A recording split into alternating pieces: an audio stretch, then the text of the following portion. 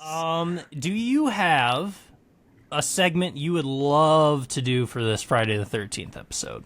Well, we've been going on a little bit. Speaking of for-profit, we do have some bills to pay.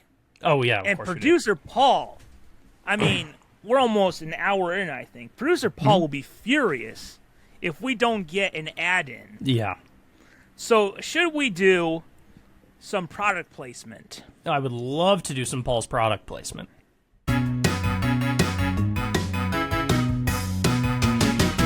Sometimes I try to choose these at random, but today, Friday the 13th... You gotta do the right one. I gotta do what my heart tells me to. Mm-hmm. So, Paul has something he wants to sell, which is Robert the Doll. Have you heard of Robert the Doll? Robert the Doll. No. Yes. So, this was a doll that originally belonged to Robert Eugene Otto, an artist described as eccentric who belonged to a prominent Key West family. So, the doll was reportedly purchased by his grandfather on a trip to Germany in 1904 and given to young Otto as a birthday gift. And it has a sailor suit. You can look it up on Wikipedia. This is deeply cursed. Yes. I will share it. That is... There he is. He's got a puppy. Is that a monocle, or is that just the shape of the eye? To me it looks like it's the puppy. I think it's the shape of the eye, but yeah. Oh. But how classy would that be if you had a dog with a monocle? Yeah. That would be pretty classy. Wow. So, this doll was stored at Otto's family home until Otto died. So, according to legend, the doll has supernatural abilities that allow it to move, change its facial expressions, and make giggling sounds. Some versions of the legend claim that a young girl gave Otto the doll as a gift or as retaliation for a wrongdoing. Other stories claim that the doll made voodoo figurines around the room and was aware of what went on around him. Other legends claim that the doll vanished after Otto's house changed ownership several times after his death, or that young Otto triggered the doll's supernatural powers by blaming his childhood mishaps on the doll. Wow. So, here's what the dolls apparently cause. It's caused car accidents, broken bones, job loss, divorce, and a cornucopia of other misfortunes. And, so right now it's at a museum, okay? Museum visitors supposedly experience post-visit misfortunes for failing to respect Robert. It makes me a little... But we're not actually with the doll. We're looking at it through a screen. Yeah, well, it does feel cursed to look at through the screen, but we are trying to do a product placement and sell this thing, so... Yes, the museum is just like, we've had enough. We're not getting repeat business. We need to get rid of this thing. But, I actually think I have a perfect application for this product, which is that I've been thinking recently not only about death, but also about... maybe I guess I could say a pet peeve of mine.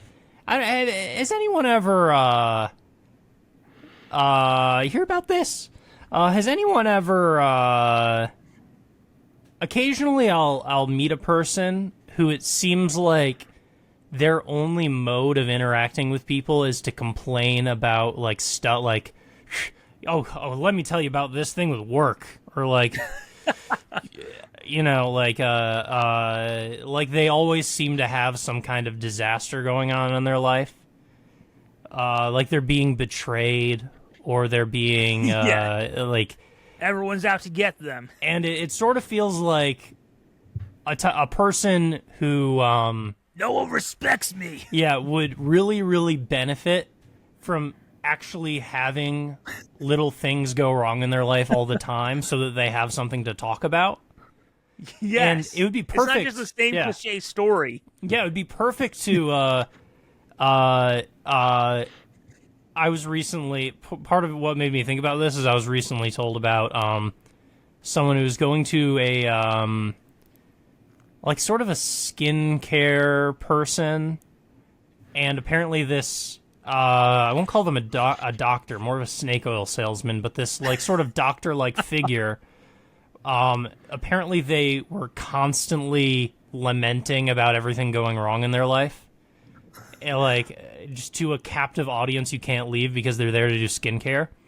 And, right away, that's a red flag. Yeah, and I imagine it's stuff like, oh, can you believe what my boyfriend did? I'm just, like, tormented on. My friend Susan is betraying me in this way, and, like, telling these stories about how awful their life is going.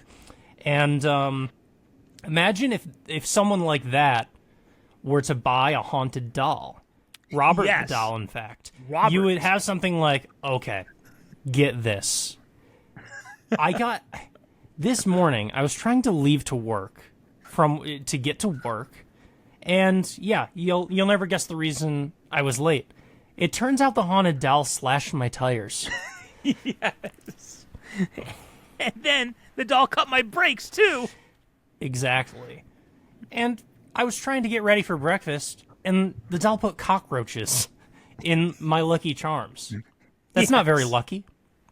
I went to go pick out my clothes, and a bowling ball from the top of my closet fell on my foot, broke my favorite toe, Yeah. and now I can barely walk. Yeah, the haunted doll, Robert, keeps trying to do Home Alone-esque pranks on me. Yes. I fell down the stairs, and a hot iron swung down on a string and hit me in the face. Every night, when I wake up in the middle of the night, I go downstairs, the TV is on, Home Alone is playing, Yeah. and Robert is making giggling sounds. Yeah, he is his favorite movie. Yeah. He doesn't like the second one as much because he just hates New York. Yeah. But the first one, man, and he also calls it derivative. I mean, this doll, who's never seen a movie before, thinks he's such a snobby art critic. But yeah. By the way, Paul loves the second one. He just watches watches a certain cameo though. he does. Paul lost it when that cameo was cut from TV to add more commercials. Yeah. Yeah. Robert the doll. Yes. And look, if someone's complaining about their job, one of the things that Robert does is it does lead to job loss. That's so correct. Somehow he'll find a way to get you to stay home with him. And you know what? I think Paul would be very upset if we did this. But I think if you buy Robert the doll, we'll throw in the puppy doll for free. Yeah, I mean, yeah. Paul's gonna. It's almost like a sales tactic. Paul's gonna hate that we're doing this, but I could get in real trouble if you tell my producer. Yeah. But if you buy Robert the doll, you can have the puppy for free. Yeah, no, don't call your wife. No. If you call your wife, this deal's gone, okay? Yeah. I'll throw in the puppy with the haunted doll. Sorry, Robert the doll. Yes. I'll throw it in right now if you... What are the 3 digits on the back of the card? Because I would love to sell you Robert the doll with the puppy as a free add-in. Look, this puppy would normally go for equal the price of Robert the doll. Now, I don't want to say something get taken away, but there was a nun from an orphanage who needed to buy a new doll.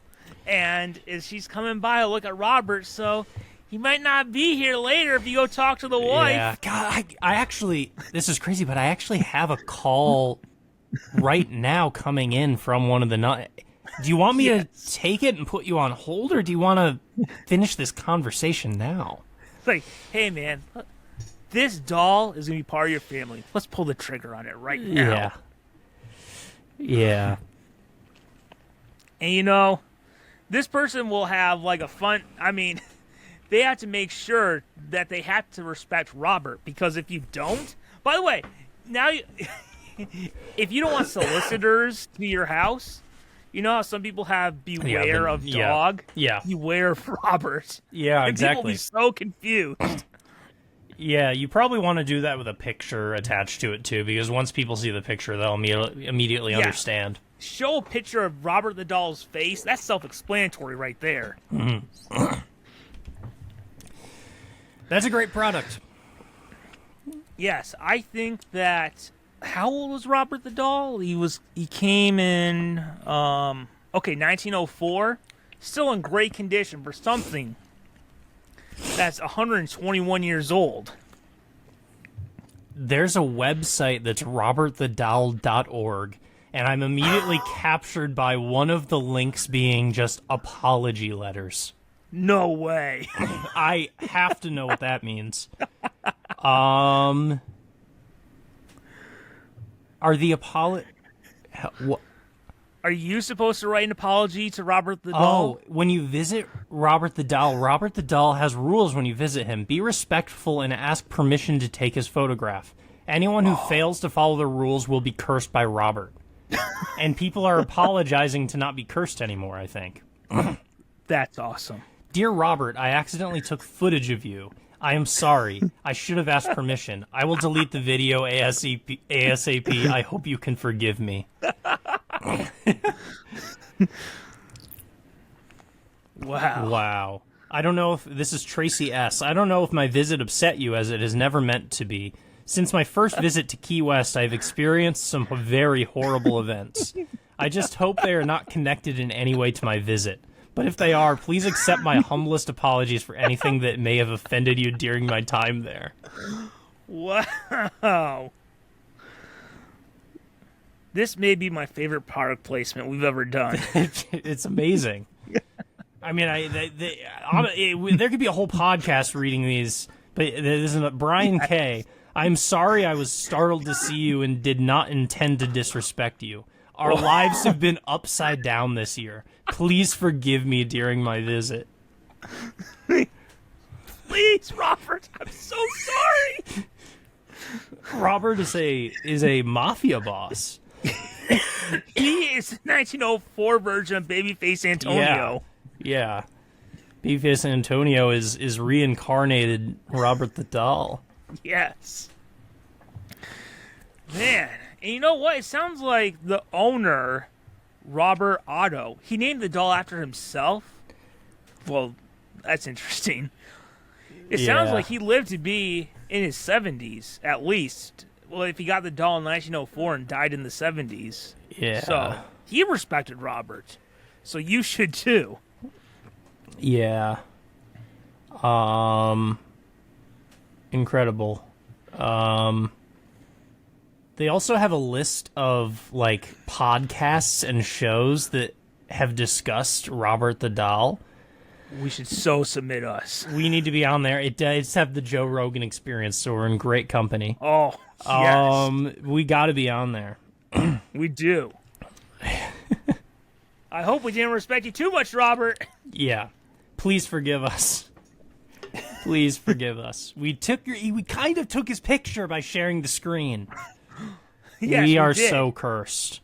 Oh my! Every time someone clicks on the video or listens to the podcast, it's almost like it's being spreading the shared curse, again yeah. and again and again.